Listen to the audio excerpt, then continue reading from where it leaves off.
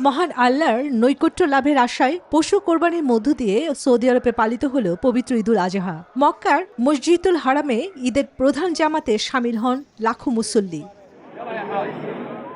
সংযুক্ত আরব আমিরাতের দুবাইয়ে ভোর থেকেই মসজিদ ও ঈদগাহগুলো মুখর হয়ে ওঠে মুসল্লিদের পদচারণায়। নামাজ ও কোলাকুলির মধ্য দিয়ে সম্প্রীতির বার্তা ছড়িয়ে দেন তারা।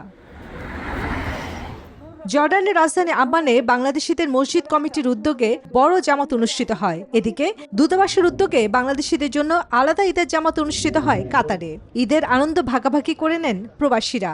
কাতার প্রবাসী সকল বাংলাদেশি ভাই বোনদেরকে পবিত্র ঈদুল আজহার শুভেচ্ছা জানাচ্ছি। যারা প্রতিনিধিত্ব করছেন সংসদে তারা আরো দায়িত্বশীল হবেন, দেশের জন্য মানুষের জন্য রাজনীতি করবেন।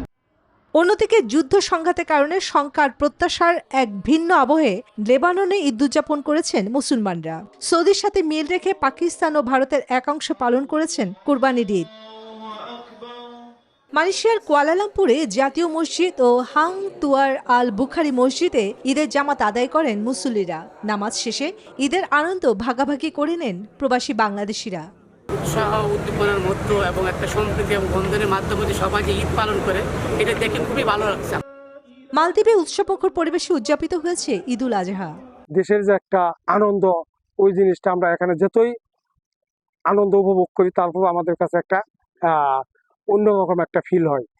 ফ্রান্স ও জার্মানিতে পালিত হয় মুসলমান সম্প্রদায়ের অন্যতম সবচেয়ে বড় এই ধর্মীয় উৎসব। পর্তুগালের লিসবনে মার্তি মনিজ পার্কে প্রতিবারের মতো অনুষ্ঠিত হয় ঈদের বড় জামাত।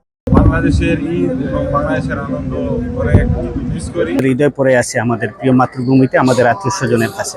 এছাড়া জাপান, দক্ষিণ কোরিয়া, ইন্দোনেশিয়া ও যুক্তরাজ্য সহ বিশ্বের বিভিন্ন প্রান্তে ত্যাগের মহিমায় ঈদের আনন্দে মেতেছেন ধর্মপ্রাণ মুসল্লিরা। Desk report, news 24।